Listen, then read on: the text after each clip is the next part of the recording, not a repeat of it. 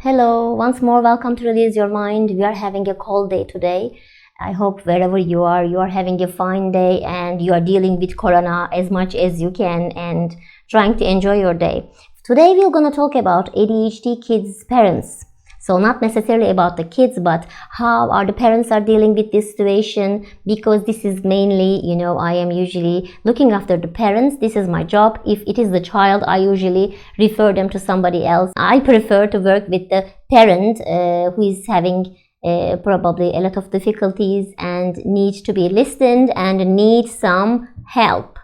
So let's start. First of all, of course, there is many layers of this situation, and every situation is unique. That is why we always say don't take our advice or whatever we are talking here as a medical advice, but you always have to go to your own medical doctor and take your own advice. This is just for general information and cannot be taken for that. Okay, after I said that, I would like to mention sometimes if it is the first child, it is quite difficult to diagnose the child, because parents with the first child, they usually don't have experience, they don't know what to expect. And of course, if we are not necessarily into psychology, we don't necessarily look at what age the child's supposed to walk, at what age she's supposed to talk, etc. Not that ADHD is going to affect these things, but of course we don't necessarily look at these deep information unless we have a child. And then after we have a child, we start to look at it sometimes. So because of this situation, usually diagnosis might be a little bit later than it's supposed to be for the parents with the first child. Or if you are not necessarily knowing what you are looking at, it is usually when the child starts to academic school, not preschool but academic school, and then the teacher calls you and says that maybe it is a good idea to take the child to the doctor, to psychiatrist, psychologist, because there might be some ADHD issues. Okay, how they realize that? Because you started to hear some negative comments from the school. They say he doesn't sit, he doesn't stand, he doesn't listen, he looks out of the window. And the type who looks out of the window and sitting at the back, it is even more difficult to diagnose them. Why? Because they usually don't take the teacher's attention. Teacher's attention is usually on the child, which is absolutely normal, to the child who is actually doing things and disrupting the class, and he or she cannot be able to continue with the class. So they were like always saying like, Janan, sit down, Janan, please look here, Janan, did you finish, Janan, please finish. There is always this finishing problem also. It is never on time, which is usually the typical thing for the ADHD child, typical symptom. So what can we do? Of course, it is very difficult for the parent starting from the diagnosis. Why it is starting to be more difficult? It is already difficult, but it starts to be more difficult after the diagnosis. Because until the diagnosis, the mother or father knows that this child doesn't sleep. He's supposed to sleep, but he doesn't sleep. Like he wakes up every 40 minutes, even as a baby. And then this child may be, active, but a little bit too active and sometimes a little bit too rough. Even though we don't give him any junk food, he eats healthy and he has a schedule. He wakes up on the certain time, he sleeps on the certain time, he takes a bath every night, etc. So even though you are ticking all the boxes, trying to do everything correctly, you still see, no, it's a little bit too much. And as a discipline wise, maybe you try everything. You try to maybe pamper him, saying good things, oh, good on you, and you only focus on the good things. Sometimes you try to punish him and try to say, if you do this, I'm going to take away this toy of you. If you do that, I'm not going to take you to that particular birthday. But maybe everything you tried does not necessarily work and you cannot discipline the child. So these already in your mind, and you realize that when you look at the other families, you are doing triple shift as a mother or as parents. Then you already have a clue. But because it is our child, regardless of our profession, regardless of our IQ level, regardless of everything, we sometimes don't realize there is actually really something wrong and we should be doing something about it. It is about time. We just sometimes don't realize it. It is not easy to accept, and it is absolutely okay that you realized it not on your own, but somebody told you. And sometimes also in brackets I would like to say, not every child who is a little bit rough, not every child who doesn't listen to lessons sometimes, time to time, doesn't mean they have ADHD. ADHD means these children don't do it intentionally. They don't necessarily try to not listen to the class, or they don't make a conscious decision of not being able to listen to the class. When you talk to these kids, they usually say, I really want to make my mom happy, or I really want to listen, I really want to learn, I don't want to be behind, I don't want to be bullied because I always finish the last, but I just can't. I try everything, but there you go. There is a car goes down, and then I hear that, and then I immediately get distracted. Or somebody knocks the door at the classroom, and I get distracted. And it takes another 5 minutes for me to come back into my paper and focus.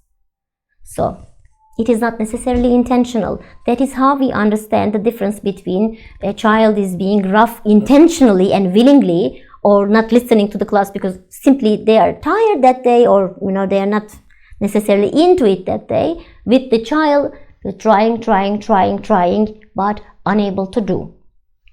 So it is really important to actually diagnose this kid in order to help him or her, and also to avoid the mix, because what happens is now every child has been called, she has ADHD, he has.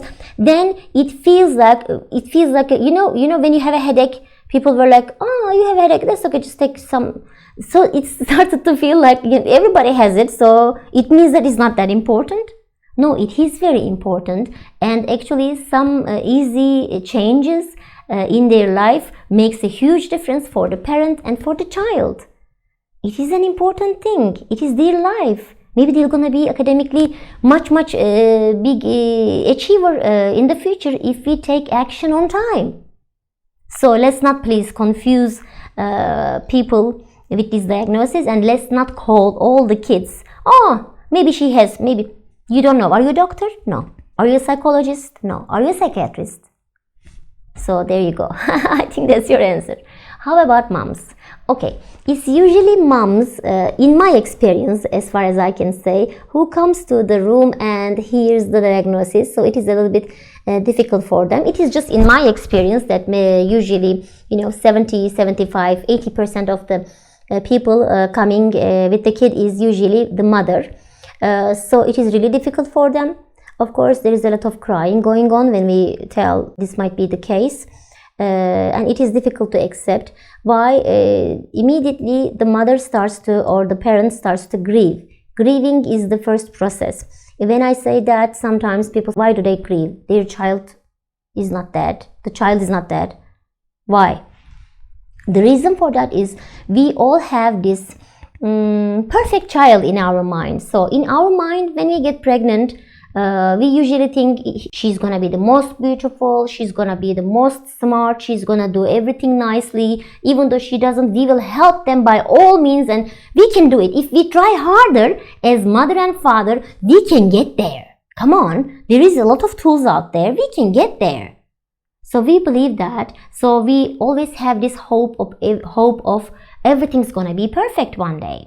But when we have a diagnosis, it says this, no, I'm sorry, it's not going to be all perfect. I mean, it is perfect in its, by its means, but it's not going to be perfect as it was in your mind. So the mother or the parent starts to grieve by first shock, and then, no, it's not happening to me, even though subconsciously they know that there was something going on and they were doing the triple shift and they were still unable to get there together to the goals they're trying to achieve.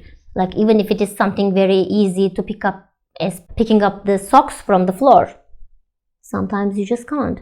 It doesn't mean that all the others are doing and you are not doing. It is actually something that we all have to deal with personally. We have to take it personally. What does it mean? It is my problem, or it is my situation. So I have to look what is my strengths, what can I do, what is not working all the time. And it is a very good idea at that point to take some psychological advice for yourself. Because what happens is, we usually see parents are really keen, always, they never stop coming to a psychologist when it is about their kids. But when it is about them, when it is their own health, psychological, mental health, well-being, then we usually see that not necessarily so. So they always put themselves behind and try to look after the kid, and they try to believe that once the kid is okay, I will be okay. But what if it is gonna take 10 years, 20 years? By the way, as a little information, we know that ADHD kids, children and teenagers, once they grow up, sometimes 1 in 3 gets fully recovered, fully better.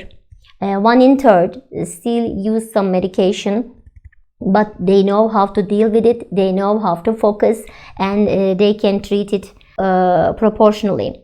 And 1 in 3, they don't need medication, but they know how to use some tools by themselves and how to focus, like, if they need to be in a really quiet room in order to study, they know that, or they need to be waking up in the middle of the night and sitting to study, they know that, etc. So they have some tools to use.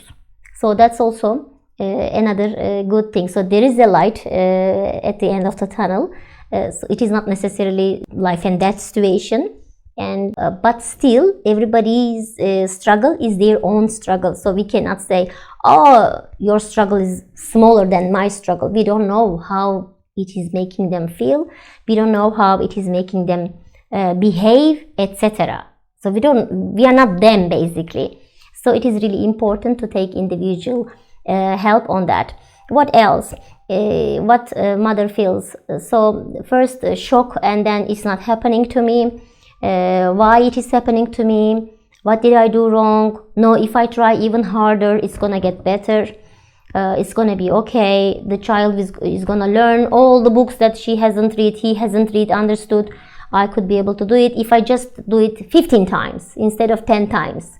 Or if I just say this comment instead of 20 times, it's going to be better. You have to keep telling the same things. It is really tiring.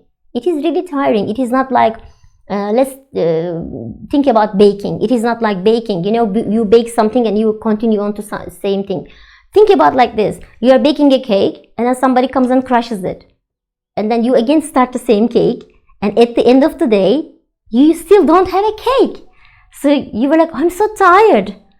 I am exhausted.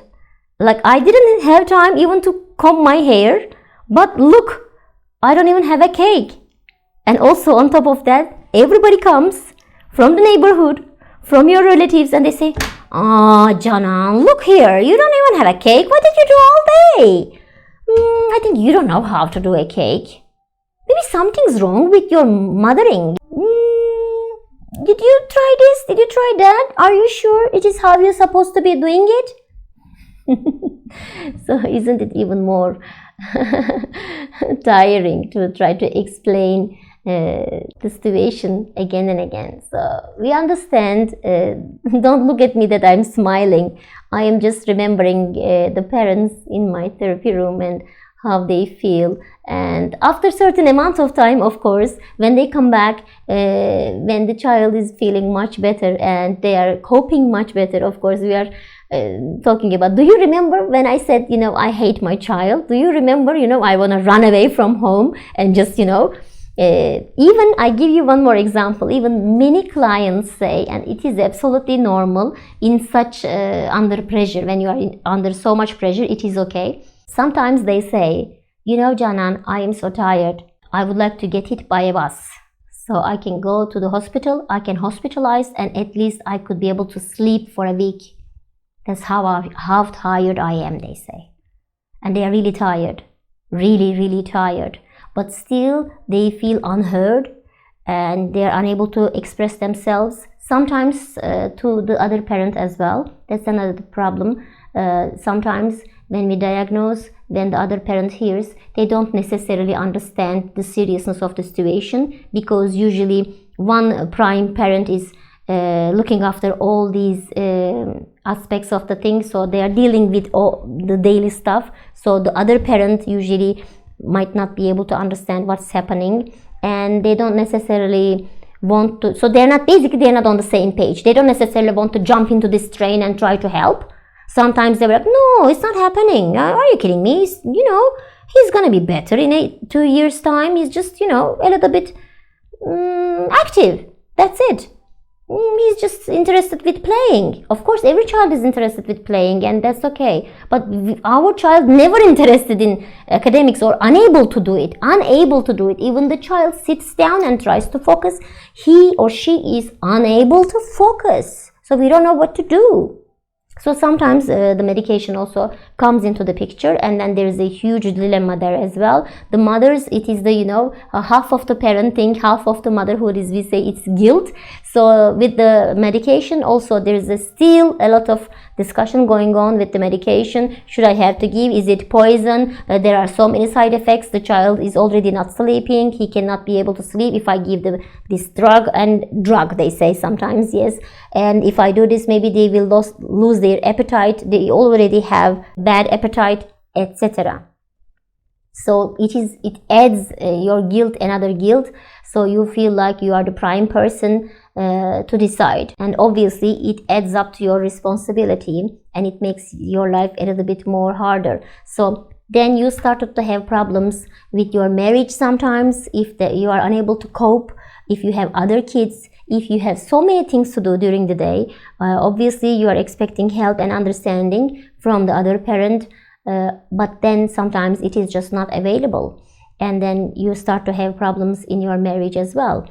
So instead of only having issues with your child not listening or unable to do these things, you are also starting to have problems with the parent as well, other parent as well. You are also start to have problems with other people, like your relatives, like your friends. You don't know if you have to tell them. If you don't tell them, do you have to tell the school?